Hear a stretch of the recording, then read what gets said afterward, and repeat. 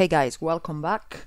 Not much has happened since my last video two or 3 days ago. The price action for Bitcoin it's still higher highs and higher lows, so it's uptrending, which is the most important indicator, price action.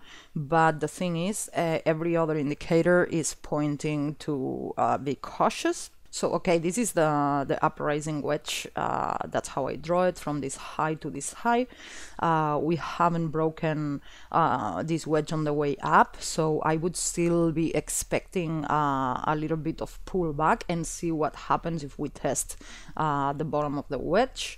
So far, we're bouncing on the moving average, so that's a good sign. But yeah, as I said before, every other indicator it's pointing to that this uptrend is it's not sustainable, and it might be coming to an end. If we look at the volume, there's no significant volume to sustain an uptrend like this. We couldn't really break out the 4,400 level, which is a very significant resistance level. Some people say this is not a really important resistance level, but I see it as a very important resistance level, because look at this, rejection here, here, all this part here, and then 3 more times here. Every time it touches, it sends the price all the way down.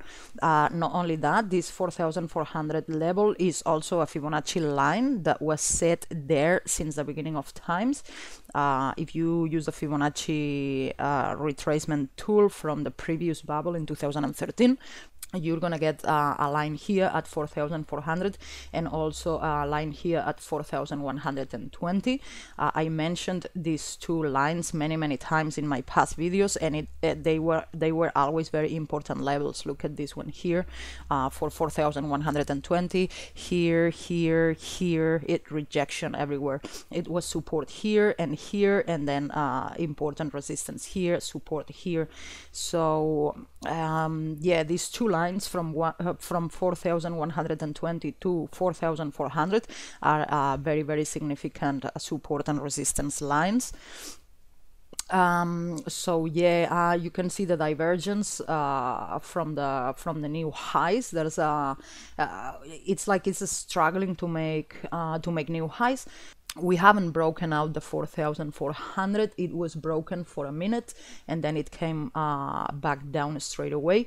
When you see breakouts, for a healthy, strong breakout, you should be seeing a nice long green candle and staying above it. When you start to see sideways movement, that's not a breakout. That's usually a fake breakout, and it will usually go back down, get rejection, and come back down. So yes, as I said, every indicator is pointing to that this uptrend is not sustainable, and it might not last.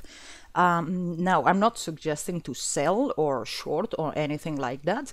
All I would suggest is to set stop losses to whatever level you're comfortable with, and continue to raise your stop loss. I mean, so long as this continues to uptrend, then you're fine, right? But if you see every indicator pointing to that this uptrend is not sustainable and it might be coming to an end, then what you want to do is set stop losses. Then if we look at the total market cap, we see that no new money is coming into the market. It's just some money coming from the altcoins to Bitcoin, because we cannot break through the 150 billion mark here either. The total market cap, including Bitcoin, is slowly uptrending, but if we look at the market cap excluding Bitcoin, you see we're going sideways. It's not even uptrending anymore. So this means that some money from the altcoins is coming into Bitcoin very slowly. So long as we cannot get new fresh money coming into the market, it means prices will probably go down. It's looking weak in general. Same for Ethereum. We're still inside this uprising wedge. Actually, you could draw this wedge like somewhere here. We are at the bottom of this wedge now, so let's see what happens.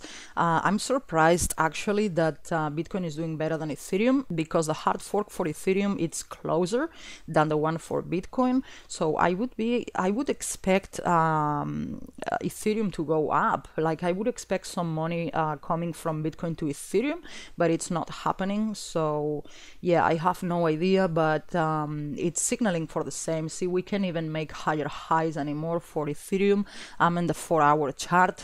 We are at the bottom of this wedge, so probably this week is going to be interesting to watch. We will see what happens with this.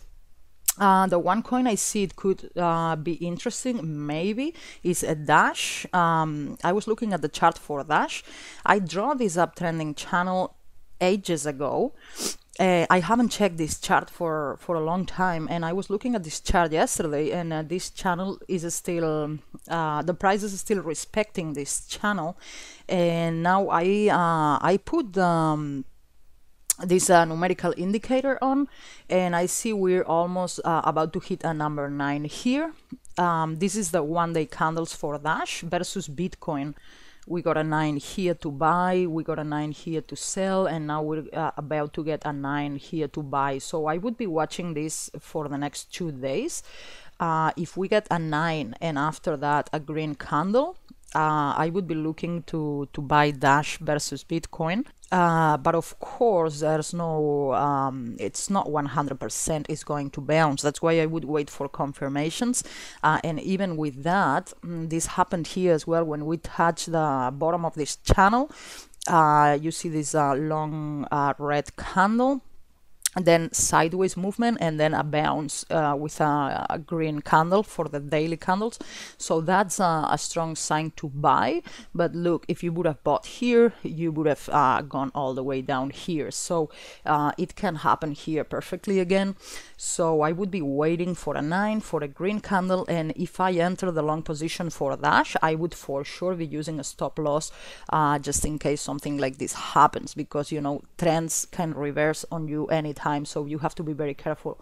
And if you don't want to use a stop loss, because in volatile markets the stop loss will be triggered very often, if you don't want to use a stop loss, at least you need to be in front of the screen or watching. You know, you have to be babysitting your trade if you don't want to use a stop loss because of the volatility. But yeah, I thought it would be interesting to mention Dash, because this chart doesn't look bad at all. And I think that's all. I am shorting gold, and I am going long on the S&P 500 since we broke the all-time highs.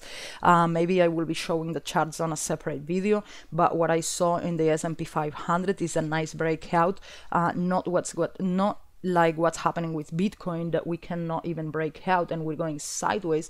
The S&P broke out the all-time highs with a nice green candle and significant volume, so I think we're going higher from there. I think there's a lot more money to be made in stocks or commodities than in cryptocurrencies at this stage.